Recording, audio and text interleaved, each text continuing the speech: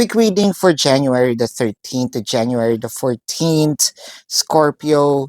So we have the Three of Pentacles, the Seven of Cups, and the Chariot. So chances are meron kayong challenges no nito ni person, either nag-away kayo, hindi kayo nagpapansinan, or meron kayong misunderstanding.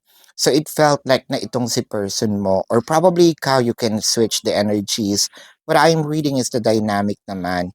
It's more of gagawa ako ng paraan para magkaayos kami, gagawa ako ng paraan para masurpass namin itong mga challenges na ito.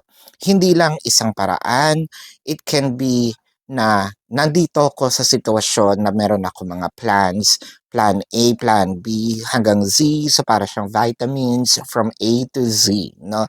Gagawa ng paraan para hindi ito matapos ng ganun lang, gagawa ng paraan para maipagpatuloy itong relationship na ito, at gagawa ng paraan para magkaroon kayo ng pagkakaunawaan, no? So this is your quick reading for January the 13th to January the 14th, Scorpio.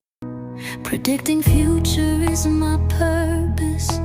Yelling the stars align.